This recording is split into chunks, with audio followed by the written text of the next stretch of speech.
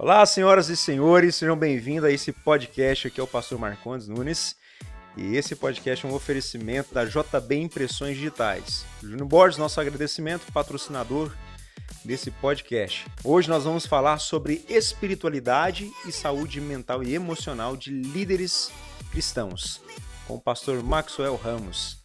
Fica com nós aí, vamos lá.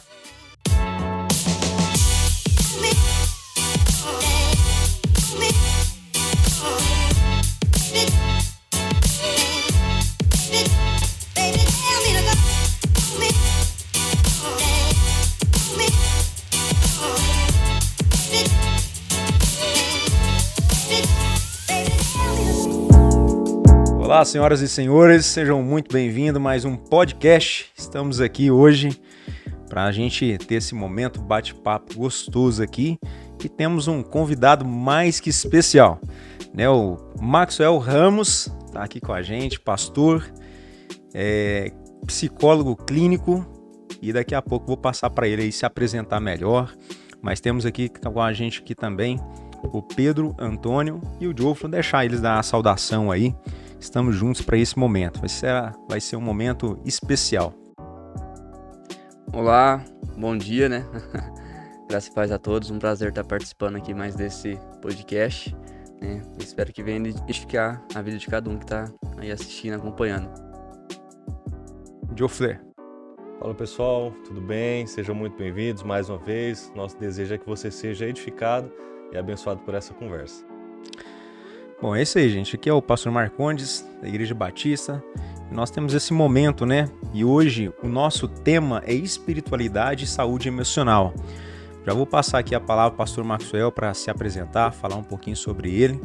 Pastor, seja bem-vindo. É uma alegria ter você aqui com a gente aqui. E nós vamos ter esse momento para a gente tirar muitas ideias. Abrimos uma caixinha de perguntas aqui. E eu tenho certeza que vai rolar muita pergunta importante para nós nessa manhã. Bom dia a todos. Bom dia, pastor, meu amigo, jovem que eu admiro muito, meninos que eu conheci hoje de manhã. Muito obrigado pelo convite, viu? Me sinto agraciado em estar aqui com vocês essa manhã. Bom, sou pastor da Igreja Batista Nacional Renovo em Goiânia, ali no Jardim Presidente. Também sou psicólogo clínico. Estamos aqui para falar sobre esse assunto tão importante que é a espiritualidade e saúde mental. É isso aí. Pastor, como é que é esposa? Ó? Aliás, antes da esposa, né? Onde o senhor mora em Goiânia ali? Qual é a igreja que o senhor está conduzindo, né? Dirigente, pastor dirigente ali. Fala um pouquinho da sua vida pessoal, assim, para a gente poder adentrar daqui a pouco. Moro ali no Jardim Atlântico, em Goiânia. Pastoreio uma igreja Batista Renovo, lá no Jardim Presidente, também em Goiânia. Bacana. Casado? Casado com a Poliana, já, deixa eu fazer as contas aqui para não errar, 22 anos. É muitos anos, né? Muito tempo também. Pai de 2 filhos, Eduardo com 19 vai fazer 20 em outubro e o Henrique vai fazer 18 agora em julho. Esses meninos aí estão morando fora, né, pastor? Sim, o Eduardo já está em Atlanta, eles têm a dupla cidadania, né? Nacionalidade, desculpa, e o Henrique vai agora em maio. Legal, bacana, bom demais. Pastor, ministerial já falou aqui e profissional, o senhor é psicólogo. Pastor, fala para nós aí o que né, te incentivou, o que te impulsionou a trabalhar, a buscar essa formação nessa área da psicologia. Foi a experiência que eu tive dentro da minha casa. A minha esposa, anos atrás, mais ou menos 7 ou 8 anos atrás, ela sofreu de uma depressão e uma ansiedade muito profunda. E eu vi que, além da experiência pastoral, eu precisava de algo a mais, porque como pastor eu não soube lidar com o emocional adoecido da minha esposa, né? A fiz sofrer, porque a gente entra num conflito muito grande.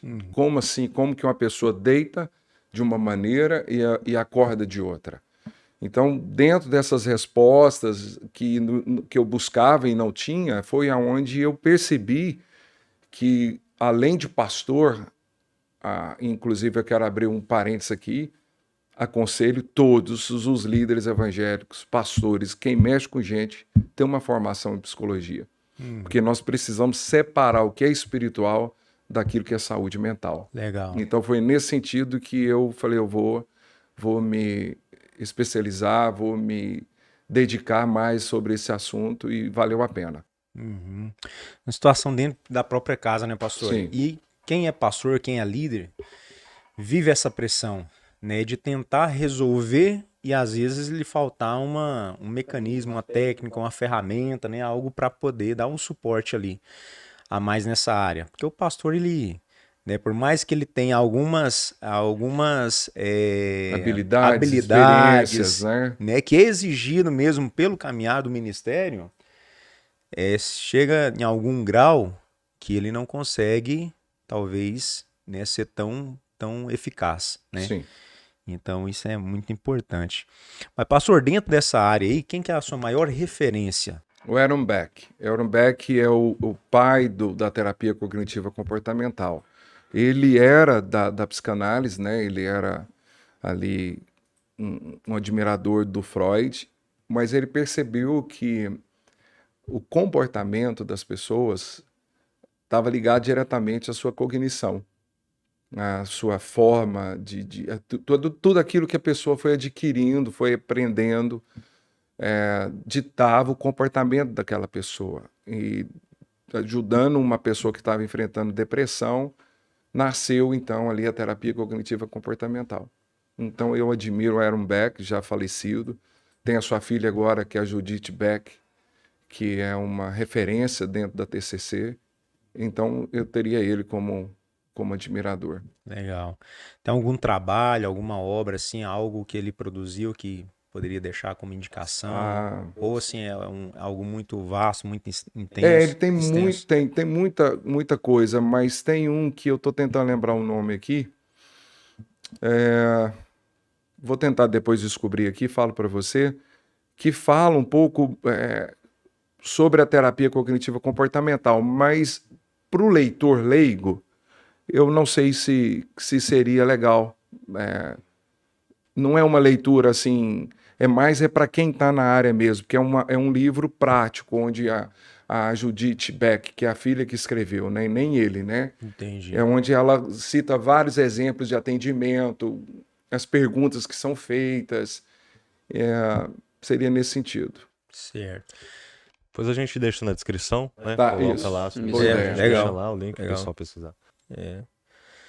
Eu achei interessante aí, e o senhor falando aqui agora sobre essa referência e sobre a Judith, que é a filha, né, do Aaron Beck. do Aaron Beck. Eu li um livro que é o maior psicólogo do mundo. Lá, o Esse eu autor... recomendo. Show. Show de bola. Bacana. É do Então, Augusto Cury, não é? Não, Esse, não, é todo do- mundo acha que é, não, mas não, mas não é não. Depois a gente Ele deixa tem- na descrição é, também. Se vamos você deixar. puder encontrar aí, ó, é fantástico. É de um americano que Isso. escreveu. Exatamente. Fantástico. E ele fala sobre consultas pessoais ali é claro que ele não coloca nome, até por uma questão de descrição ali, mas ele fala das experiências, né, os tratamentos, algumas causas, uns casos que tem lá. E trazendo para o olhar evangélico, bíblico. Olhar bíblico, sempre nesse tratamento. Achei sempre. muito interessante. Bom, muito bom livro. Que é o Mark W. Baker. É esse aí. Jesus, Isso. o maior psicólogo que já existiu. Mark É esse Baker. aí. É ele Deixa na mesmo. descrição aí, pessoal. Então tá um livro aí para você, né? Recomendamos. Bem lembrado esse. E já que o senhor falou sobre essa questão de que é o Aaron Bacon, Aaron Beck, Aaron Beck. Aaron Beck, Aaron ele Beck. é uma leitura não para leigos, mas para líderes, né? Para quem é pastor, para quem é líder, Sim. para quem está, né, buscando essa formação, né? Para quem já está inserido nessa área, provavelmente já deve ter lido, Vale né, a pena estudar. várias coisas Vale sobre a ele. pena. Então tá aí uma indicação muito boa, até porque, né, a gente quer especificar aqui, ainda a gente não entrou nessa área, estamos um pouco mais abrangente, mas hoje nós vamos falar um pouco mais sobre essa saúde mental, saúde emocional, voltado mais para a liderança cristã. Né? Até abrir um parênteses aqui, essa aqui é a etapa 1, nós teremos uma etapa 2 aí, nós teremos um outro pastor aqui também da área, né? Estamos tendo o privilégio de ter aqui o pastor Maxwell com a gente hoje. Daqui a alguns dias teremos um outro irmão aí com a gente. e que vai também trazer, aí a gente vai trabalhar mais a questão de saúde mental e emocional, mas assim, geral, Legal. né? Mas hoje a gente quer especificar para líderes. Mas antes disso, pastor, eu sei que dentro da psicologia existe, eu imagino que existe vários ramos, né? Várias linhas, várias formas, atuações de trabalho, Sim. né? Áreas de atuação. Explica para nós como que funciona, né? Existe o clínico, existe o empresarial, como que é Sim, essas existe áreas? o organizacional, existe a psicologia do trabalho. Uhum. Hoje as empresas estão inserindo o psicólogo nas empresas, né? E tem sido assim fantástico, porque ajudam muito no RH, na admissão de pessoas ali, no cuidado de gerir pessoas, né? Porque a pessoa adoecida, ela não consegue produzir bem, né? E a gente sabe que a maioria das pessoas estão adoecidas. Aflição, ansiedade, depressão, problemas de estresse em casa. Então, a psicologia organizacional, a psicologia do trabalho, existe a psicologia educacional, existe a psicologia jurídica, existe a psicologia do esporte, existe a psicologia clínica. Então, são várias áreas que você pode atuar hoje como psicólogo. A hospitalar, Hospitalar, que é legal. fantástico. A hospitalar, ela é um pouco breve-focal. O que é o breve-focal? É aquele atendimento rápido. Porque você não tem como você ter um consultório clínico dentro do hospital. Então, o psicólogo hospitalar, ele, além dele cuidar do enfermo que está lá dentro do hospital, ele atende os parentes, né? Naqueles momentos Entendi. de dor, de É uma perda. assistência ali. Mas é uma assistência rápida, Aham. né? 15 minutos e ali o psicólogo já tem que indicar essa pessoa a procurar ajuda. É para uma verificação de como que Sim, está o estado da pessoa naquele sim, momento. Se precisa sim, de um cuidado maior, sim. se... É isso aí. Uma vez eu tava acompanhando um parente meu ali no Hospital do Câncer, que hoje é o Hospital do Amor lá em Barretos. Aham. E lá tinha uma sala com um psicólogo Legal. que acompanhava os acompanhantes de quem estava sendo tratado, né? Então lá todos os acompanhantes faziam uma roda, né? Porque assim, lá a gente não tinha troca por dia, né? Era troca a cada 15 dias dentro do hospital. Então você tinha que ficar lá durante esses 15 dias, até pela questão do processo de cura do paciente, que tá processo de troca de células e tudo mais. E aí lá, uma vez por semana, reunia todos os acompanhantes, cada um falava a sua experiência, fazia uma roda ali, falava suas experiências, suas dificuldades, se o parente teve alguma ganho, alguma perda e tal. Então ali você enxergava uma situação em que você não era o único que estava ali, né? E aí onde entrava o psicólogo, ele dava algumas tarefas para nós, fazia algumas dinâmicas, e eu falei, caraca, mano, isso Faz toda a diferença, faz né? toda a diferença. Imagina esse exemplo que você deu, 15 dias dentro de um hospital, lidando com a enfermidade tão difícil que é o câncer. É. Olha a importância desse trabalho, né? E é engraçado que você falou que é um trabalho de grupo, que é feito muito dentro dos hospitais, dentro das empresas, Isso. que é o trabalho de um grupo. Faz muita diferença. Sem querer, assim, causar intriga, mas hoje você chega no hospital aqui, é raro você ver um enfermeiro dar um sorriso pra você. Lá dentro do Hospital do Amor, a estrutura deles é tão grande que você não vê falar de doença lá dentro, sendo que é o maior local de doença lá. Show, Então você não vê ninguém falar de câncer ali dentro. show. O enfermeiro não chega pra você e fala, seu esposo, sua mãe, seu pai, seu filho tá com câncer aqui. Não vê falar de doença lá dentro. São atentos à forma de tratamento das Sim, pessoas, porque sim. todo mundo tá ali já com Isso. aquele problema, né? Exatamente. Já vivendo aquela situação, estresse. aquele estresse, cara, aquela estresse. preocupação. E aí, de repente, você chega lá, o tratamento é difícil, né? As pessoas, às vezes, insensíveis. Não querendo generalizar, mas quem trabalha nesse ambiente acaba ficando um pouco, assim, meio automático, Que insensível, precisa, né? né? Acaba que às acontece. Como vezes, que de eu vou repente, me até uma... envolver emocionalmente com todos que estão aqui dentro? É E eu verdade. que vou me adoecer. Então existe esse blindar, eles criam esses muros. Por isso que entra o psicólogo para lidar também com os enfermeiros, com os médicos. Todos nós precisamos de cuidado terapêutico. E eu lembro até que quando meu parente que eu tava lá, ela aceitou o corpo aceitou a troca de medula, aí os médicos foi lá na sala, né? Perguntou qual que é o seu bolo predileto, qual que é o Olha sabor. só, E fizeram um bolo. Show. interessante. E Maravilha. entraram lá cantando Bom, parabéns. Maravilha. Então, assim, Faz toda a diferença, é né? surreal. Não, e é bacana demais. Mas aí, pastor, sobre. Eu vi que o senhor tem um trabalho, né? Pesquisas feitas aí em relação a esse tema. E qual que são os estudos, né? Fala um pouquinho sobre esses estudos aí que o senhor fez, estimativas de. Teve um negócio que eu li no seu material, e eu achei assim, cara, assustador.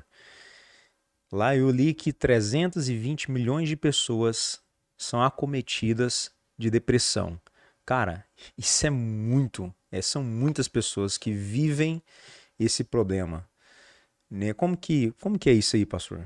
Bom, quando eu entrei na faculdade, o senhor já me colocou no coração que o meu trabalho de conclusão de curso seria dentro da linha liderança pastoral. E aí, dentro dessas pesquisas que eu fiz, a prevalência de depressão, segundo a Organização Mundial da Saúde, a OMS, 320 milhões de pessoas no mundo são cometidas pela depressão. Isso é 4,4% da população global. É muita gente. Porque a gente está falando só de uma doença mental. A gente está falando só da depressão, né? No Brasil é 5,8% da população. Então, a depressão ao longo da vida, ela varia de 20 a 25% nas mulheres e 7 a 12% em homens.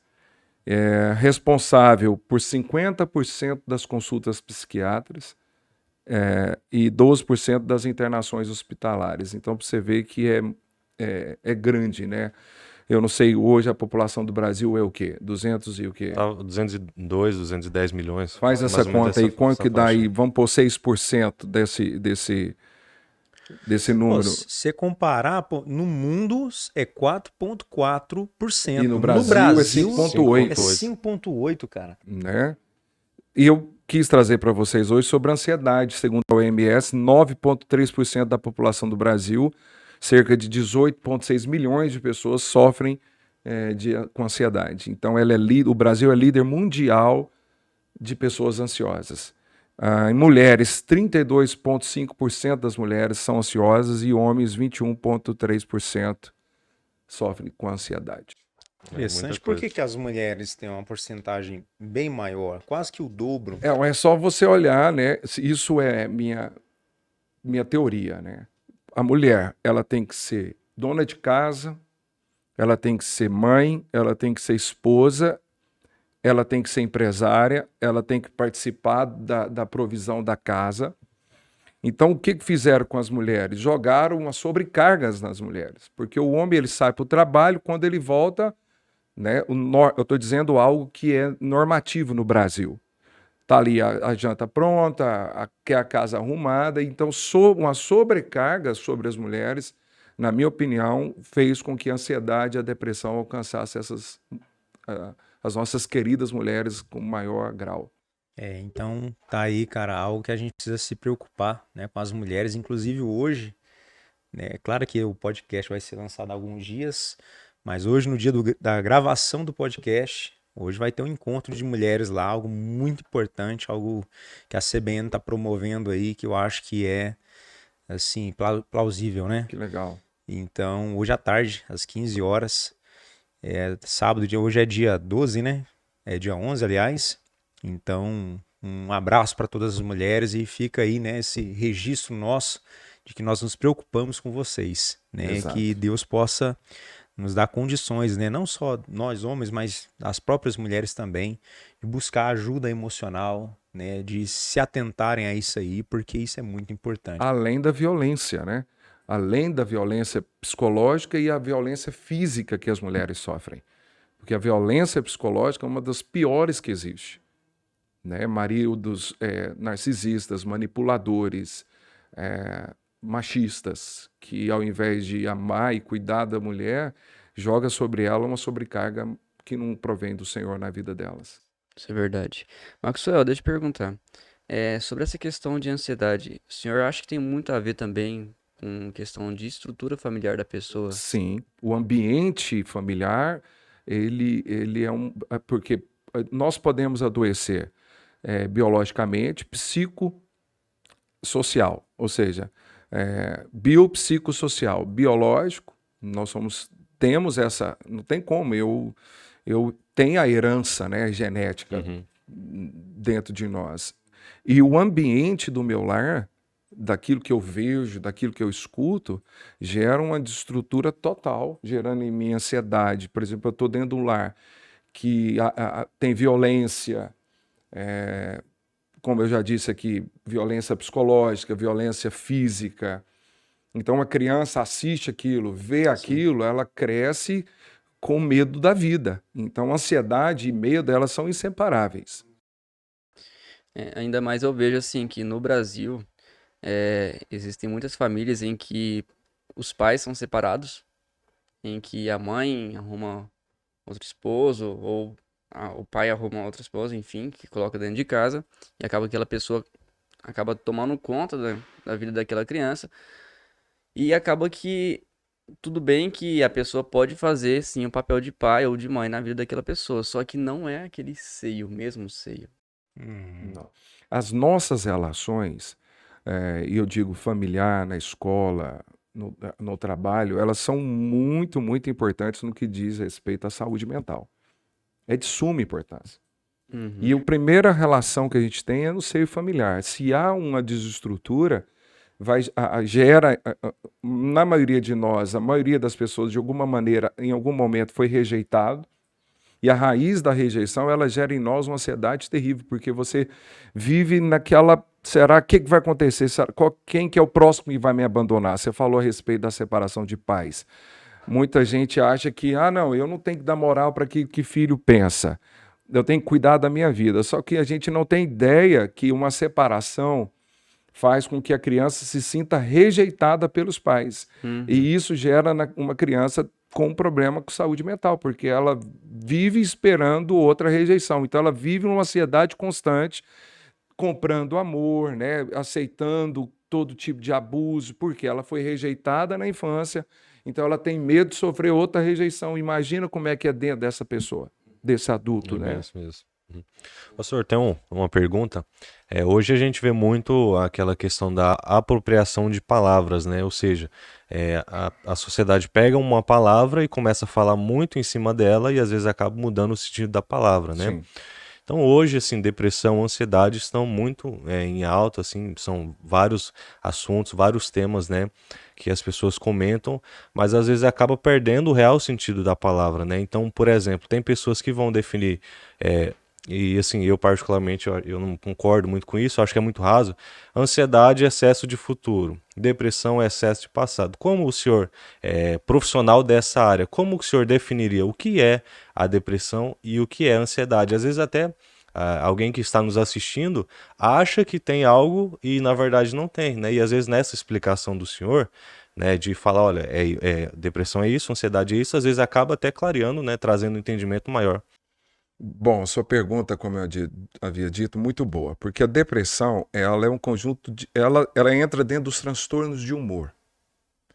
Então, o humor da pessoa é afetado pro alto, ela fica muito, tá muito alegre, isso acontece muito no transtorno bipolar. A pessoa tá naqueles meses que ela tá alegre, feliz, de repente o humor rebaixa. O que é isso? Ela vai para a cama. É onde acontece muito suicídio, é nesse período.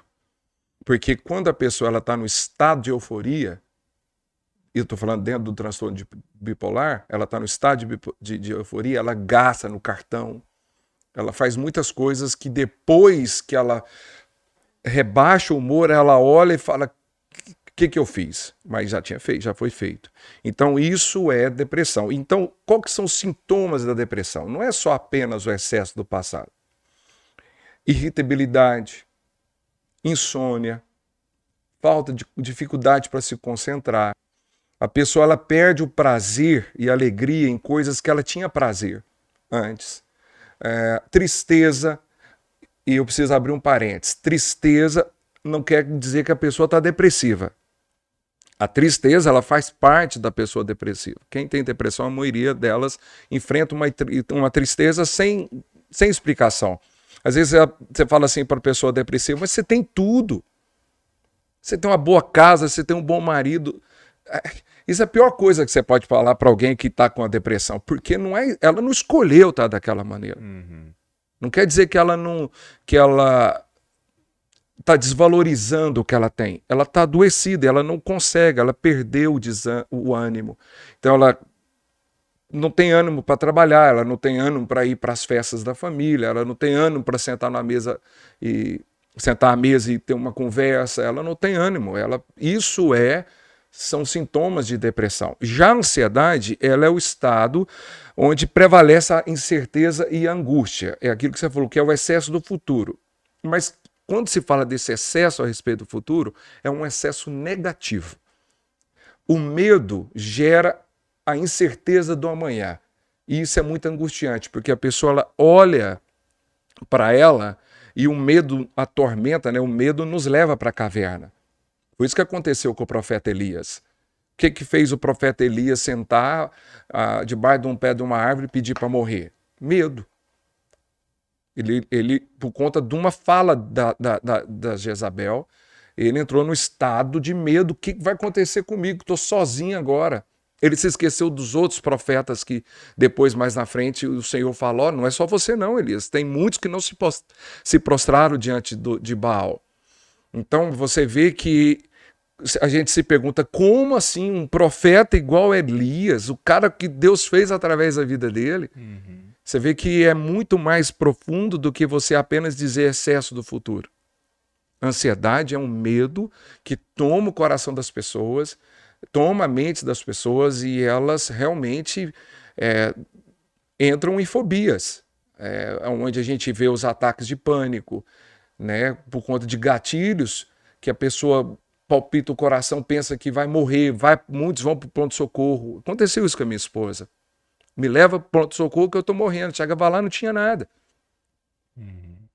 Então, ansiedade é pensamentos acelerados, pensamentos negativos. É muito mais do que excesso de futuro. Como depressão é muito mais do que excesso de passado. Muito bom. E falando sobre essa questão de ansiedade, vamos levar agora para a parte da liderança, igual você fala assim, que a liderança, quando a pessoa tá ali, é onde ela sofre mais pressão de todos os lados, né? E você acha que mesmo uma pessoa que tá... Essa pergunta vai até pro Marcondes aqui. Mesmo uma pessoa que tá na liderança, tá ali na igreja, tá firme ali na palavra e tudo mais, você acha que ela corre riscos ainda de entrar nessa questão de ansiedade ou depressão? Eu, assim, como leigo, né? Mas, com certeza, eu acredito sim, porque como a gente estava no início aqui, falando, né?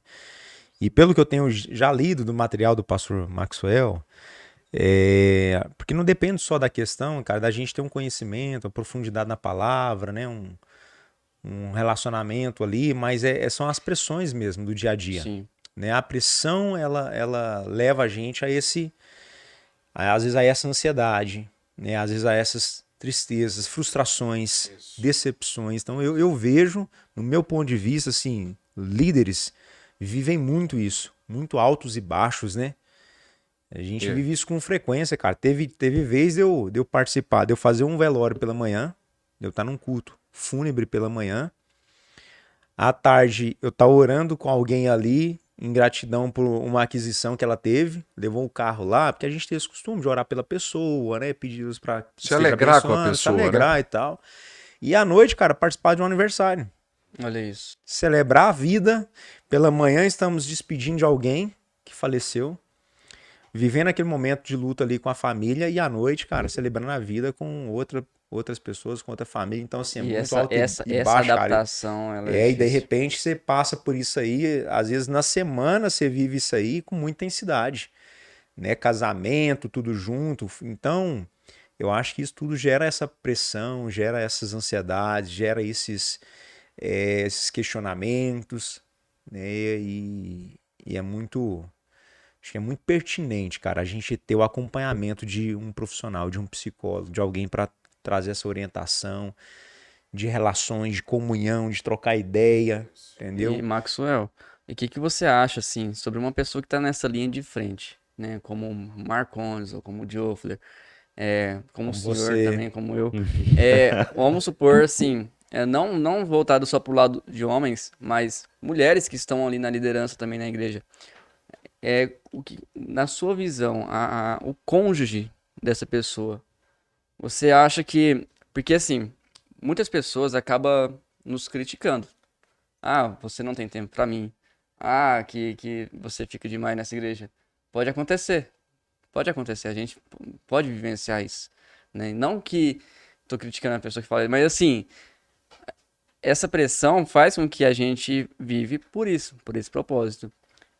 O senhor acha que como que deveria o cônjuge agir com essa pessoa que está na linha de frente? E essa pessoa na linha de frente também agir com o cônjuge, né? Porque acaba que a gente absorve tudo isso e leva para a vida pessoal e acaba não tendo talvez um dia tão legal, às vezes, não com certa frequência, mas sim de vez em quando, né? E acaba levando isso para dentro de casa, né? Pode acontecer. Bom, não tem como falar isso sem falar naquilo que o Marcondes falou agorinha, a respeito do que gera estresse no líder, um estresse que faz com que a pessoa se torne ansioso e depressivo. Imagina você, dentro dessa pergunta, a maioria dos líderes evangélicos não tem coragem de abrir o coração com ninguém. Então ele está lá na igreja, sofrendo os embates, igual o Marcondes falou, de manhã vai no velório, à noite vai no aniversário, e ele tem que sorrir e ele tem que chorar. E tem que ser verdadeiro, né? O choro... Não, ele tem que saber lidar com isso. E com o passar dos anos, você vai... Existe um grave problema que chama-se ativismo religioso. A gente esquece que a igreja não é nossa, a igreja é de Cristo. E aí você esquece que você é humano. A maioria do problema dos líderes é que nós nos esquecemos que nós somos humanos. Humanos. E aí a gente entra nessa linha religiosa, a gente esquece que nós temos esposa, nós esquecemos que nós temos filhos, nós esquecemos que nós temos vida, além da estrutura da igreja. E então... Salários, motivos de estresse pastoral. Posso falar, pastor Marcondes, já? Com certeza, pode. Salários, a maioria dos pastores, baixo. A maioria. Não é toda a igreja que tem uma estrutura igual a Igreja Batista Central de Rio Verde. Glória a Deus. É glória a Deus mesmo.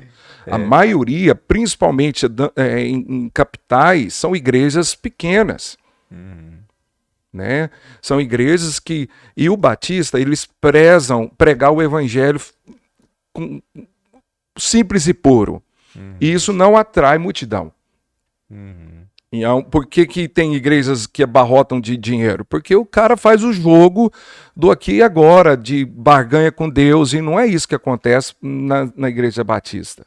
Né? Mas a maioria tem os salários baixos, tem que ser super-homens. Aos olhos dos membros, pastor não tem fraqueza, pastor não chora, pastor não pode gritar, pastor não pode surtar. Então, tem dias que o pastor sobe no púlpito sem querer estar lá. E isso se repete, vai se repetindo, e cobrança, e aí ele chega em casa, tem a cobrança, ele tem que colocar comida em casa, e aí não entrou o dízimo não paga nem o salário dele, e ele, o que está acontecendo? Cadê Deus? E ele não pode se abrir com a igreja, e aí como ele não pode ser o que ele tem vontade de ser diante dos membros, ele explode em casa. Entende? Como a maioria dos pastores não fazem terapia, porque na terapia você põe, eu vou falar aqui agora com um psicólogo. Na terapia você fala, oh, que raiva que eu tô do ciclano, de fulano, minha vontade era chutar o balde. O que é isso? Não é que você deixou de amar o ministério, mas você pôs para fora aquilo que está para explodir dentro de você e que explode no colo da sua esposa, que explode no colo dos seus filhos, né? Então, assim, afeta diretamente a nossa família. Então, o pastor ele tem que estar pronto para atender o telefone toda hora. Se ele não atender, quer dizer que ele não está fazendo um bom trabalho na comunidade. Se ele não responder na hora que o membro mandou uma mensagem, o membro vai falar mal dele. Então, assim, nunca está bom para o líder evangélico. Na cabeça dele nunca está bom e na cabeça dos membros nunca está bom. E isso é adoecedor e isso é o que tem feito líderes tirar a vida. Isso tem feito líderes acabarem com o casamento, famílias diluir, filhos de pastores não querem saber de igreja, não querem saber de Cristo porque liga Cristo à estrutura e não tem nada a ver uma coisa com a outra. Então, dentro desse trabalho de conclusão que eu fiz, é assustador a falta de estrutura social para os líderes evangélicos. Nós não temos. Para quem que o líder vai abrir o coração? Porque o Marcondes, vou usar o exemplo dele, ele é pastor, mas ele é gente. Sim. Ele tem sonhos, ele tem... A maioria dos pastores não tem plano de saúde. A maioria dos pastores não tem previdência. Então o cara pensa assim, cara, o que eu vou fazer quando eu inteirar um tempo aqui e essa igreja não me querer mais? Eu vou fazer o quê? Eu não tenho onde cair morto.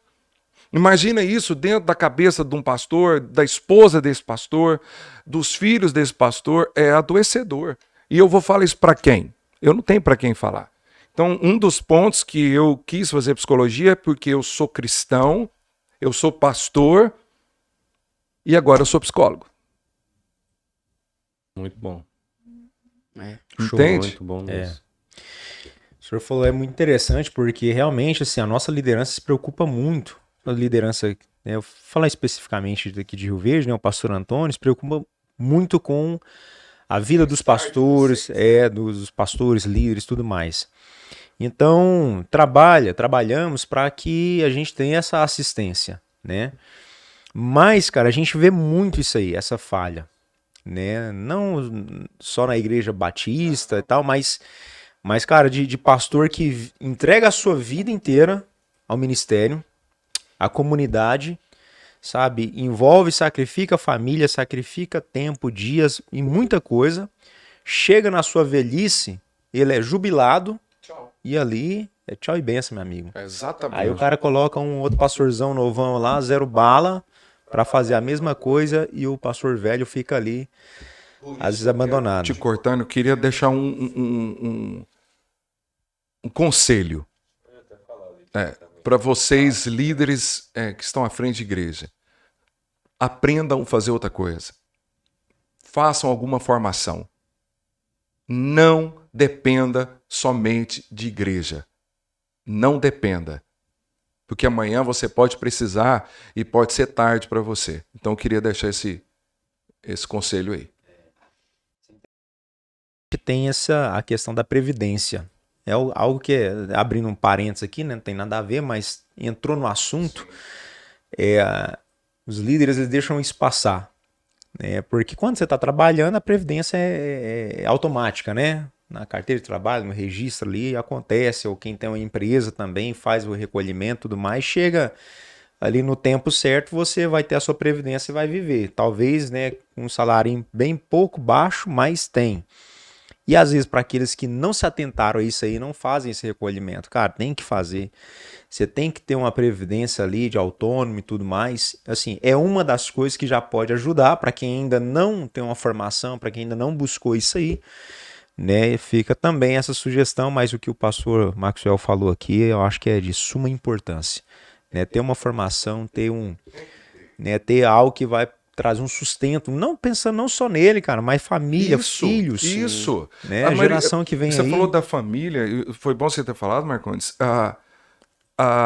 filhos que não passeia. Eu não estou falando que você tem que pegar a sua família e levar para a praia.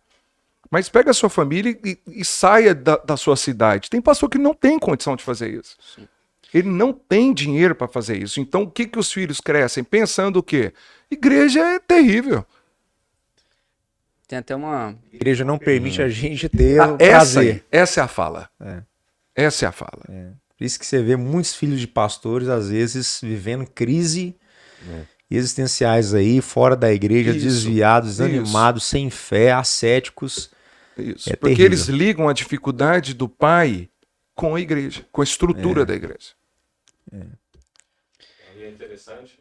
Até que o senhor falou, né? É bom deixar isso claro, essa separação. Existe a igreja de Cristo, né? O corpo de Cristo, corpo vivo, glorificado, organismo, e existe as estruturas, exato. a organização. Então, assim, Exatamente. a gente não sabe o contexto que você está, né? Mas no nosso contexto, a gente, graças a Deus, vive um contexto organizado, né? Mas existem estruturas que não propõem ele nem o mínimo, né? De 10, quantos que você falaria? Ah, o senhor fala organizado ou desorganizado? 8 e olha lá, hein? É. Duas é que são organizadas, o Exato. resto é tudo não oferece uma estrutura boa. Exato. E aí é importante fazer essa diferenciação. Tem que ter. Entendeu? Porque às vezes entra nisso mesmo, acaba que a família se frustra, né? Não consegue ter uma prospecção de futuro, não consegue planejar, não consegue sonhar. E aí os filhos crescem nessa perspectiva, falam, ó, se igreja é isso aqui, eu não quero isso aqui. Se isso aqui é Deus, se isso aqui é Jesus, eu não quero isso aqui. E assim, a gente começa a ver e observar, né, que se não for o Espírito Santo que conservar essas mentes, esses corações desses filhos, dessa geração, né, o que vai ser?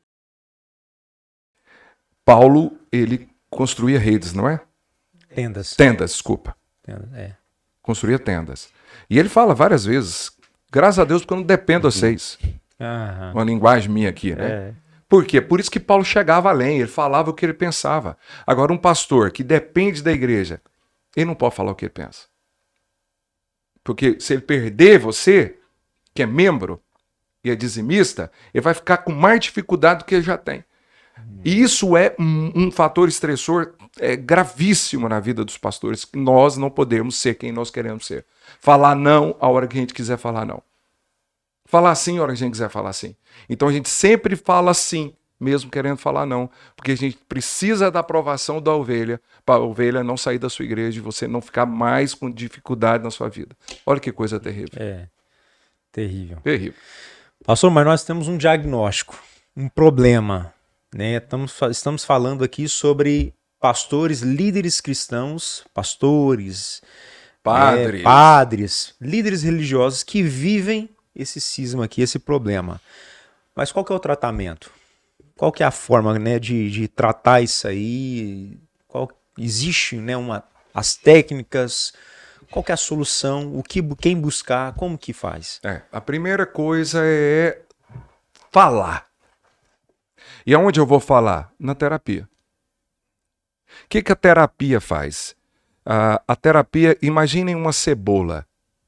Cada um de nós aqui somos uma cebola. No centro da cebola estão as nossas crenças centrais. É aquilo que eu ouvi, que eu aprendi enquanto criança, enquanto jovem. É a minha história. As minhas crenças ditam os meus comportamentos. Certo? Não é assim que funciona? Exatamente. Então, na terapia, às vezes o pastor chega lá, o líder chega lá, o padre na terapia e fala, eu tô muito nervoso, E ali você faz o diagnóstico de uma ansiedade, de um burnout, de uma depressão. E o que é a terapia? Você vai falando, e ali naquela ação de escuta ativa por parte do terapeuta, porque a psicologia, o psicólogo, qual que é a diferença do psicólogo e do conselheiro cristão? O conselheiro cristão, ele usa a Bíblia e dá direção para a ovelha. O psicólogo não dá direção. O psicólogo ajuda a pessoa a sair do seu buraco. Ele ajuda você a entender o autoconhecimento, porque a terapia te gera autoconhecimento e você se conhecendo, você sai do seu buraco. Então a primeira coisa, Marcondes, é fazer terapia. Você tem que falar para alguém. Você precisa falar para alguém aquilo que você tem vontade de falar. Você precisa se conhecer. Isso não tem nada. Eu estou ministrando a aula de psicologia pastoral no seminário em Goiânia, nosso CTBAN lá. E eu achei muito importante adicionar essa matéria no nosso na nossa grade, porque os pastores precisam saber separar uma coisa da outra. Entende? Então, fazer terapia, hobby. Primeira coisa que você me perguntou, qual que é o seu hobby, né? Tem pastor que vai de casa para igreja para casa, não faz nada, não faz uma caminhada, a saúde física está destruída, a autoestima está totalmente arrebentada, né? A frustração, imagina isso. Então, é muito importante isso, é importante você sair com a sua família, entende? É importante você, nem que seja para comer pipoca na praça. Eu não estou dizendo de grandes eventos. Eu estou falando de você pegar um evento e fazer dele o melhor. Dar o seu melhor, desligar, separar o que é o seu trabalho na igreja. A hora que você chega em casa, você deixa o seu trabalho na igreja, não compartilha seus problemas de pastor com a sua família. Eles não têm nada a ver com a sua profissão.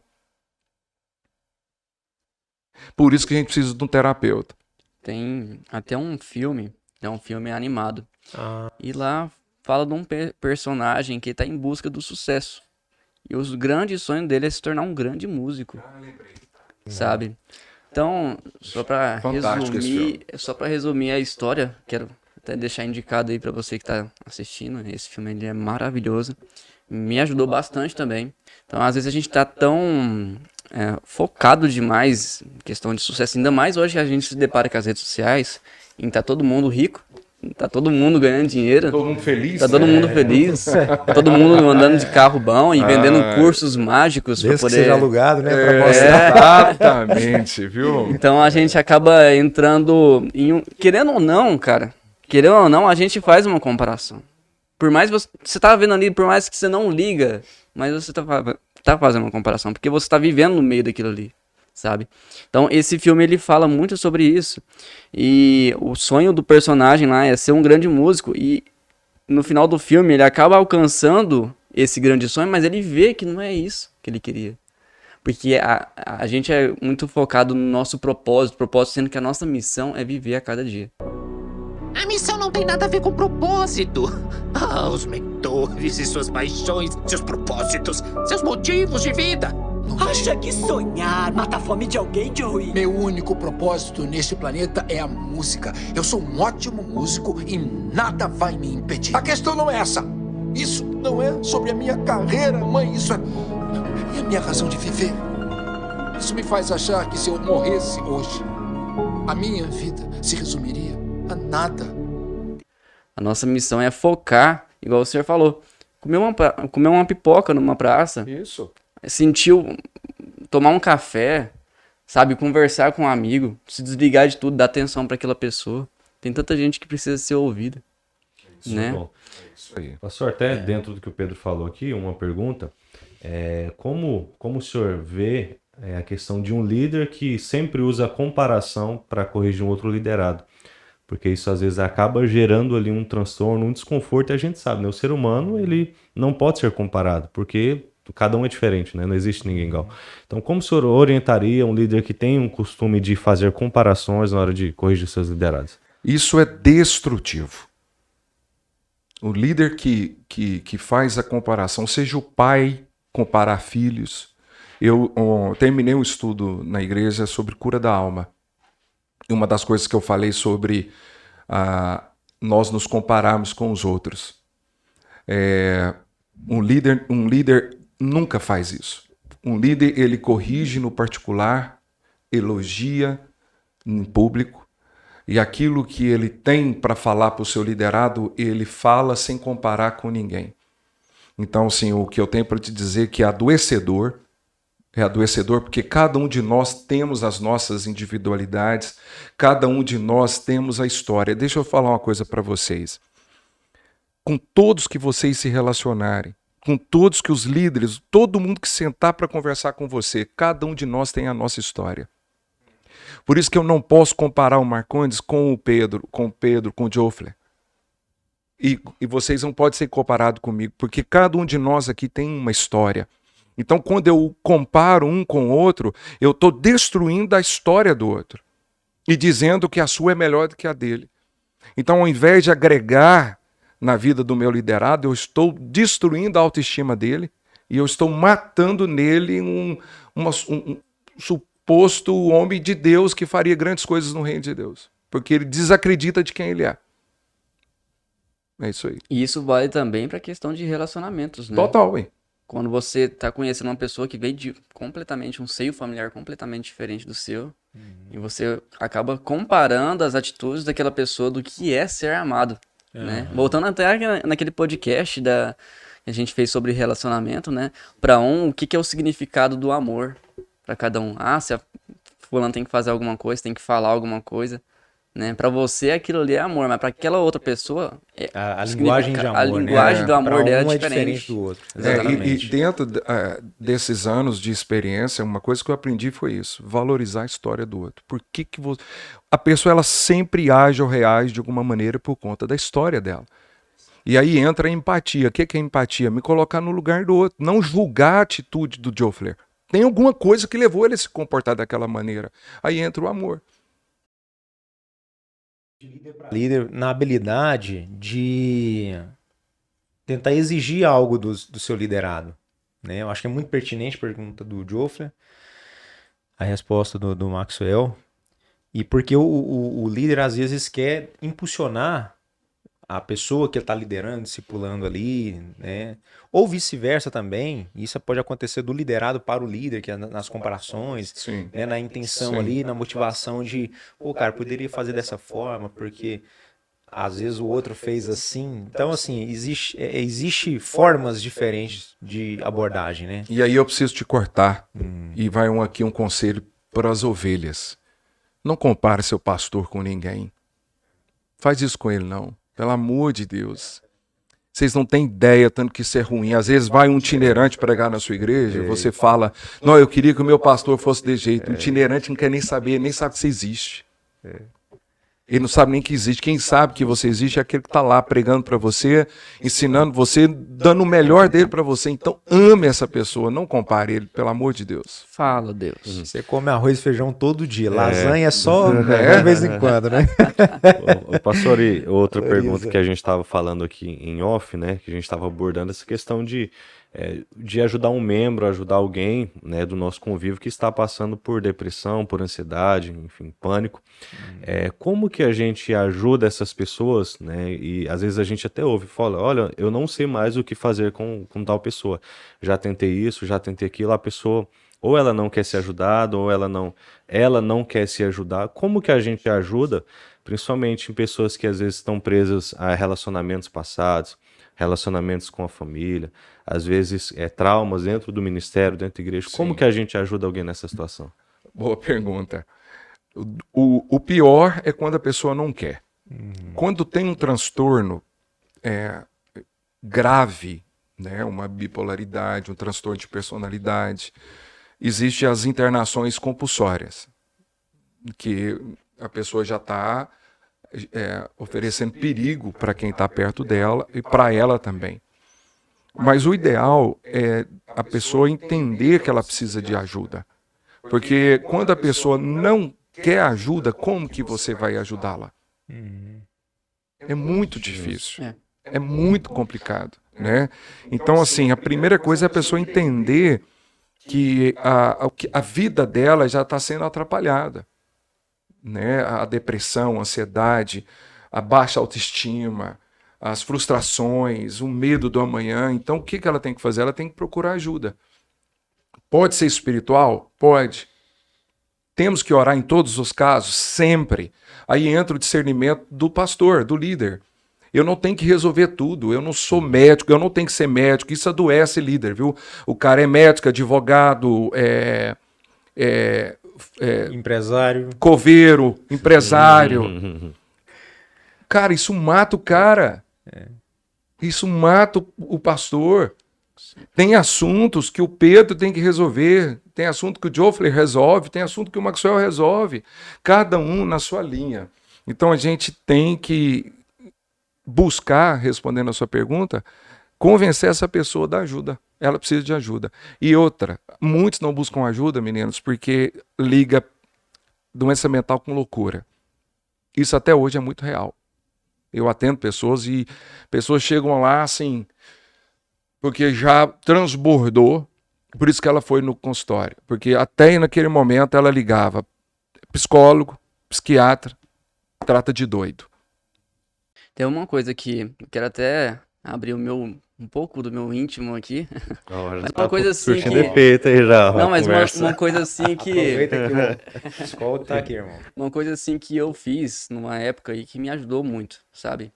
Teve uma época aí, nos meus 19 para os 20 anos de idade, que eu sofri uma depressão. Não vou dizer que é uma depressão, mas foi uma fase muito difícil, assim, muito bem baixa assim na minha vida, em que, cara, eu tava angustiado com tudo. Tipo, todo psicólogo que eu ia, nada pra mim fazia sentido. Nada pra mim fazia sentido. Eu conversava com aquela pessoa, conversava com meu pai, não fazia sentido. Eu conversava com meu pastor, não fazia sentido.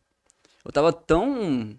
Eu não sei o que eu tava sentindo. Sem sentimento de afetividade nenhuma, né? E o que eu fiz? Eu comecei a gravar áudios pra mim mesmo. Eu comecei a desabafar comigo mesmo, sabe? E eu comecei... Porque quem que me entendia era eu. Eu comecei a dar dicas pra mim mesmo. Porque quando eu me sentia triste, eu sabia como é que eu tava me sentindo e eu ouvia meu áudio. E eu tava meio que me ajudando. Calma, respira fundo, conta 10 vezes e tal. Sabe? E eu me abria comigo mesmo. Jogava aquilo ali pra fora, ali. Então, foi alguns anos, tipo... Uma foi uns- autoterapia. foi uns 3 anos fazendo isso, mais ou menos, que eu conseguia a depois me adaptar a um psicólogo e conversar, a me abrir, porque eu tenho um pouco dessa dificuldade, assim, de abrir o coração, de falar alguma coisa e tal, sabe?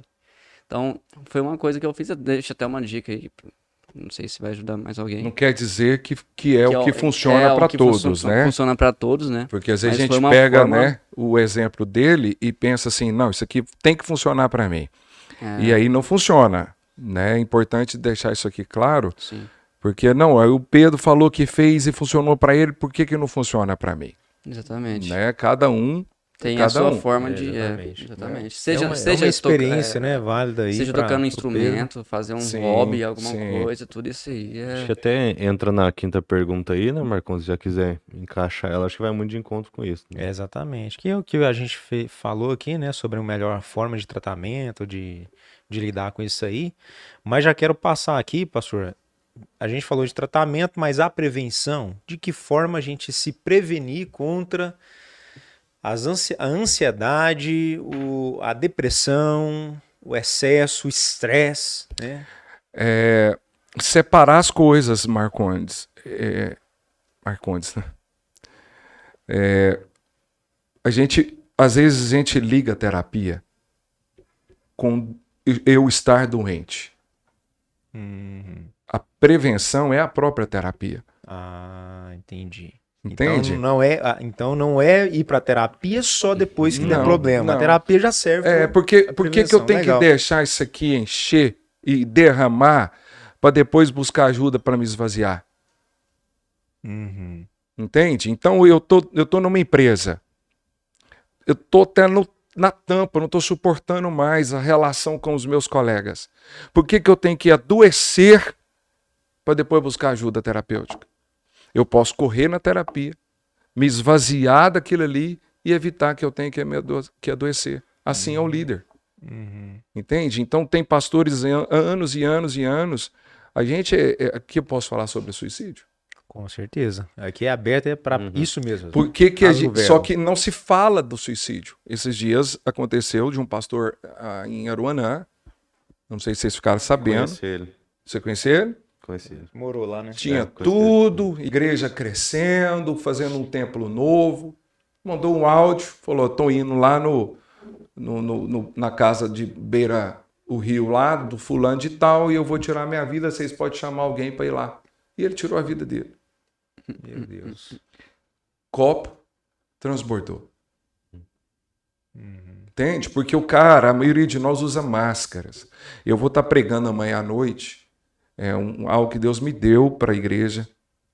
Agora é gravado, vocês não vão ver, né? É sobre identidade. A maioria de nós não temos a identidade de Cristo em nós. Nós não sabemos quem somos. E aí a gente dá tiro para tudo quanto é lado. e não temos ideia daquilo que Deus espera de nós, do que Deus pensa a nosso respeito. Entende? Então, além disso, eu estou num podcast para cristão. A nossa relação com Deus, saber quem eu sou nele. Eu preciso voltar não no meu passado, porque o nosso passado muitas vezes é doloroso. Eu tenho que voltar à essência, e a essência minha e de cada um de nós que estamos aqui, e você que está nos ouvindo, a nossa essência está na eternidade. Antes que eu te formasse no ventre da sua mãe, eu te escolhi. Então nós temos que voltar nessa essência, não no meu passado. Porque se a gente começar a olhar para o passado, a gente assusta, que tem passados assustadores. Mas o nosso passado não nos define quem somos em Cristo. Uau. É isso aí. Incrível. Esse caso aí foi tão assim, algo tão sobrenatural desse pastor, porque ele gravou um áudio, assim, num tom igual eu tô conversando aqui. Falando, tipo assim, Marcondes, eu tô te mandando esse áudio aqui porque eu confio em você. Então, eu já vou ter feito o que eu vou fazer. Então, você só vai lá, chama o bombeiro, chama a polícia e eu vou estar lá, vou tirar minha vida. Tipo assim, cara, num tom super tranquilo. Como assim, se então, fosse tomar um café. É, Vou exatamente. tomar um café ali, se Então, quiser. pra chegar nesse ponto, e assim, eu convivi com ele, eu já comi na casa dele, eu conhecia ele. Então, pra chegar nesse ponto, imagina só o que a pessoa, o que ele não passou, né? Com a família, com a igreja, com É os filhos. isso que eu ia entendeu? falar para vocês. Vocês acham que ele tomou essa decisão de uma hora para outra? Faz tempo, Não. né? Né, Pedro? Tá, ó, que ele tá remoendo e ele pensando assim, eu vou falar para quem dos meus problemas? Minha esposa não me entende. Meus filhos não podem me ajudar. Se eu falar para a liderança, o que eles vão pensar de mim? Olha que coisa adoecedora. Inclusive, aquela série que eu comentei aqui em off, o Afterlife, tá aí na Netflix, tá? Ela conta uma história de um protagonista lá, que ele perdeu a esposa dele, e ele amava demais essa esposa dele. Amava muito. Eu vou estar deixando um link da série aí pra vocês também. Eu vou colocar uma imagem aqui também. E ele pensa em suicídio a todo momento.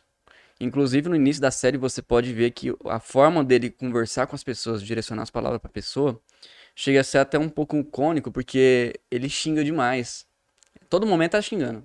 Todo momento ele tá, digamos assim, puto, sabe? Ele se estressa muito fácil. E no meio da série, você vai ver na evolução do personagem que ele até para um pouco de xingar. Ele tenta ser mais zen, porque as outras pessoas ali começam a olhar pra ele e ele começa a ver que os outros também têm problemas. Que não é só ele que tá passando por problema.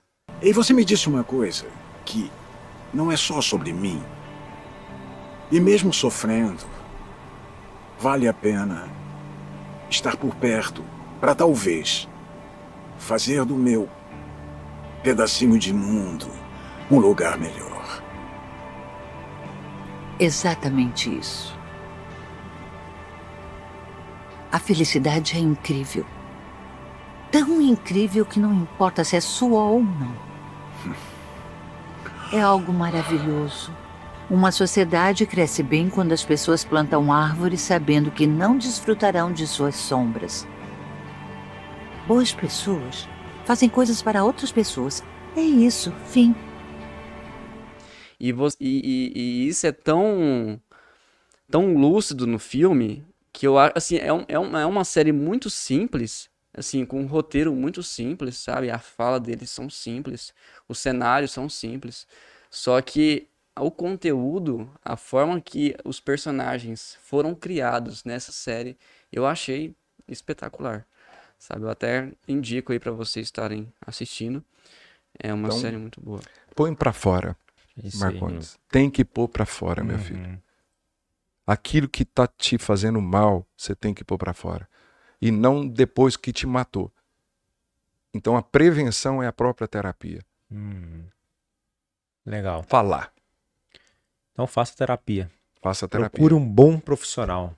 Isso é importantíssimo, porque se você procurar uma pessoa que não tem temor de Deus e você abrir seu coração, ele vai mandar você separar da sua esposa, ele vai mandar você deixar seu ministério, ele vai falar tudo o contrário. Então isso é muito importante, um bom profissional. Ótimo. Show de bola. Bom, pessoal, para a última pergunta aqui, pastor. Última pergunta não. Na verdade aqui, eu quero pedir de você, deixa um bom conselho uma orientação profissional para nós, para os líderes cristãos, líderes religiosos, para quem está nos ouvindo aqui. Uma orientação de um profissional. Seja sincero com você. Primeira coisa é isso. Seja sincero com seus sentimentos. E procure alguém que você confie. Abra o seu coração para essa pessoa.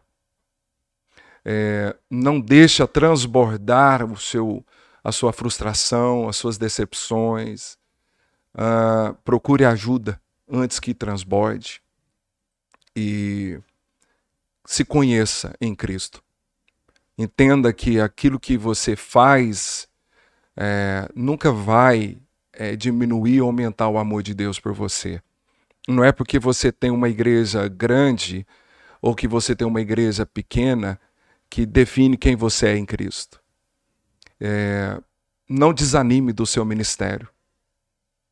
Não misture as coisas, porque o Senhor não tem nada a ver do que virou essa questão da religiosidade. Põe os seus olhos nele, cuida de você, cuide da sua saúde mental, cuide do seu físico, porque se você está bem, as coisas caminham bem. Então esse é o meu conselho. Amém. Amém. Benção. Eu gostei. Demais.